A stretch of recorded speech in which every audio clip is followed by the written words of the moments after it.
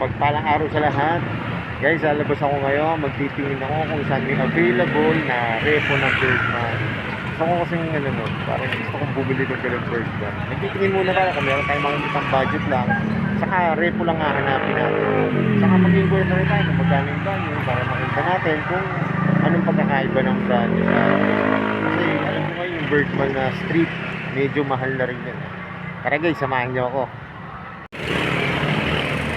Guys, nandito ako ngayon sa may Wiltec. Yan o, Wiltec. Dito po yan sa may Tagapo. Naghahanap kasi ako guys ng repo na Bergman. Dito guys, meron. Kaso isa siya eh. Isa lang yung repo dito. Kulay gray siya. So guys, so galing pang motomura to. Dati, 30,000 siya. Ngayon o, 26,000 na lang o. Oo, okay na o. Pero may pupuntahan pa akong isang Wiltec. Kasi naghahanap ako nito. Ganitong unit. Nga lang, hindi ko pa alam kung ano pang tinakbunan nito. Pero syempre, pag ganito, medyo marami ko nga kayo. Dito mo naman ito. Pero okay lang, basta maganda yung makina. Maganda yung makina, saka yung papers. Tara, tignan muna natin. Punta tayo dun sa isang Wiltec. Kasi balita ko sa Wiltec kasi maraming yan nga, kagaya nito, motomura. May mga sila sale na ganito. Yun guys, tara, samahan nyo ako. Punta naman tayo dun sa kabilang Wiltec. Dun po sa may papuntang sa may Balibago yan. Okay, so doon sa Motor Trade po. Basta tingnan natin kung saan tayo makakita ng murang Bergman. Yan, tara. Guys, nandito na ako sa Motor Trade. Dito naman sa may Balibago. Yun nga lang, wala silang Bergman na repo. Karamihan dito yan, Mio Gear, Mio I. Saka may meron pang Mio Sport. Wala silang Bergman. Yun guys, pupunta na tayo dun sa may Wiltec. Dito po sa may papuntang Titana to eh. Kasi dito marami-rami gawa ng may nagkaka-promo sila na yung motomura. Tara, tignan natin naman sa kabilang kasa. Yan o, wala o. Pero nandito PCX. PCX at PCX.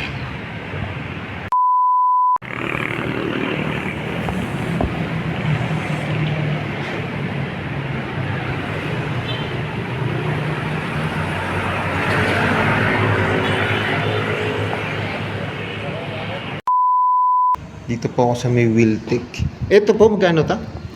Ba? Ito, magkano ang nito? Price itong puti? 3, pero may bawas pa po yan if ever.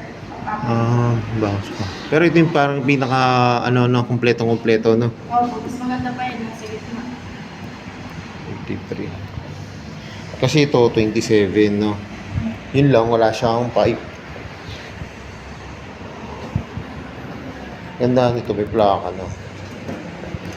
Ito, may plaka naman ako to. Meron naman po yan if ever. Bibigyan po natin. Pagka, Wala na po nasa inyong branch na. pagka ganun mga 43, magkano yan? Mga hanggang 39? 39. 38, no? Tapos ito, itim, no? Ito pong itim. 43 din. 43. Pero mga release na 39. Saka ito. Ito, basta po ito, mga 40 plus, no? Pati itong maroon. 30. Ito na yung mababa. Ito 20 ay 26 din po. Ito ma'am, ito ay 30. 30, 26, 40, 30. Ah. Mga lang may basa. May bawat kasi. Ito, okay na rin sa to. 30. Ito po ay 30, no? Pero wala na akong discount yan.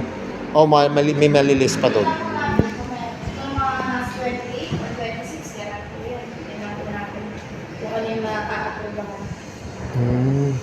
Pero pag takbo, i-start naman to ngayon, no?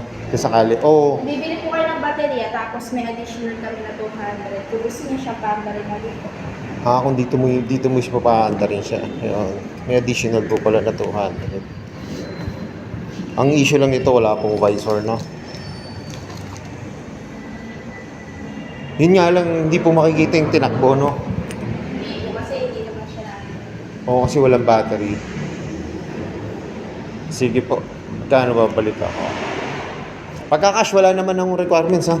Ay, hindi lang po. Pagka ganun, may ano po siya, yung parang pagka i-transfer sa ownership, kayo na yan o ako pa maglalakad? Ano po, nagbibigay lang po kami after 1 to 2 months, dito absolute sale, and then kayo na po lalakad kay LT. Ah, Tapos gano'n. papa-attorney mo siya. Ah, okay, sige po. Basta ito ang pinakamura, itong puti na to, ano? Yung sa dulo, kasi ito. Below 30 siya, no? Opo. Sige po. Yun guys, yun yung mga available ngayon dito. Guys, nakita nyo sa video ko, meron po itong bouquet yan na around below 30 po siya.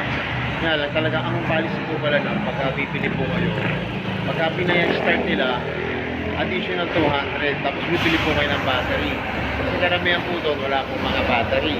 Ito na lang po, may isa pa tayo pupunta, tignan lang natin. Eh, nagtatanong din ako, gusto ko lang magtanong kung magkano ba yung brand na Bergman. Kasi dito, sabi pala, ito palang Bergman, magkano na rin siya. Magpe-phase out na rin. Kasi, di ba may lumabas na Bergman 400cc, yung parang bago yun eh. Pero, tara, tignan natin kung may available pa rin na brand new, tanong natin kung magkano. Kasi, yun nga po, pag repo, ano siya eh, around 43, pero maganda-gandang unit, pero nasa 43,000. Kasama nyo.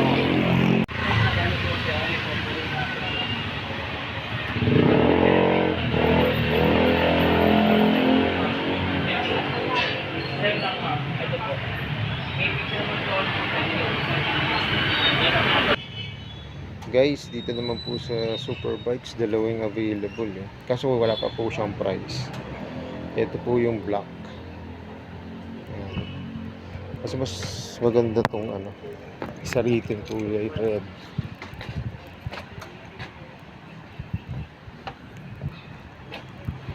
Yan, wala lang siyang price pa. Pero kuya, pag nagka-price yan, mga around magkano pa yan? Depende yan, i-appraise pa nila eh. Hmm. I-appraise pa yan. Pero parang kakakuha lang yan, no? Kakabawi lang, no? Kasi maganda-ganda pa eh, no? Sige, kuya. Yan lang ang available, dalawa. Oo nga, mas maganda na itong ano. Itong pula. Yun guys, yun yung pulang available. Yun na yung pinaka okay. Kasi dalawa lang naman sila dito available. Ngayon tatanong ko nga rin kung magkano ang brand nyo. Magkano yung brand nyo na Bergman. Para may ano rin tayo. Idea.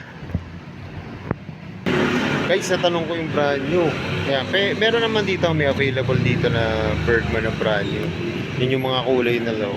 Red, white, saka ito black. Yun lang guys, ang brand nyo pala nito nasa ano na 85,400. Parang hindi natin kaya pag brand nyo kinuha. Pero guys, pagka installment siya, mura lang oh. Ayun, ang down payment niya 2,000. Tapos yan po yung kanyang monthly. Dito yan guys, sa Superbikes yan. Ito yung available nila.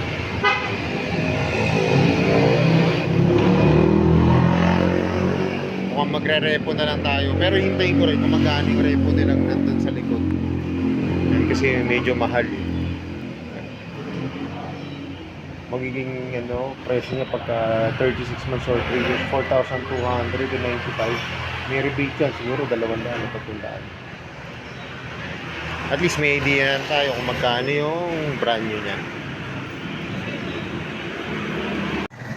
So yung guys, kanina pinuntahan ko, ano siya eh, halos 3 kasa siya. Yung Wheeltech sa Santa Rosa, Wheeltech sa may papuntang Balibago, yung Motor Trade, ay 4 pala, tapos Superbikes. Yun nga lang talagang sa Wheeltech yung mas marami kang pagpipilian ng mga repo. Kita nyo naman kanina, meron tayong nakita ron, nasa 26,000, yung kulay gray. Tapos yung white, nasa 27,000. Tapos meron din sila yung mga above 40, ganun. Tapos, may discount pa daw yun, makukuha daw ng 38,000, ganun. Pero yun nga lang, pagka pala doon yung kukunin, kailangan may dala kayong battery, saka kailangan, ay may extra charge siya na 200 kung doon yung patatakbuhin. Pero kung kukunin siya ng gano'n, pipick upin nyo, wala na kayong babayaran doon. Tapos sa inyo nyo na papatakbuhin. Pero sa ngayon, sige, magtitingin-tingin muna tayo kasi nakita ko yung presyo ng brand new, parang hindi natin kakayanin yun, ang mahal, 85,400. Kaya maghahanap-hanap tayo ng mga repo lang muna. Pero yun, kagandahan lang yung guys, kasi nga syempre pagka sa mga kasa, maganda na yung documents nun. Yun lang din ang habol natin kasi maganda yung documents, tapos ina-assure naman nila na okay yung engine. Yan. Kasi syempre ngayon, mahirap namang bumili. Pagka yung mga papel, lalo na uso ngayon yung, di ba, yung papalipat nyo sa, sa pangalan nyo, transfer no.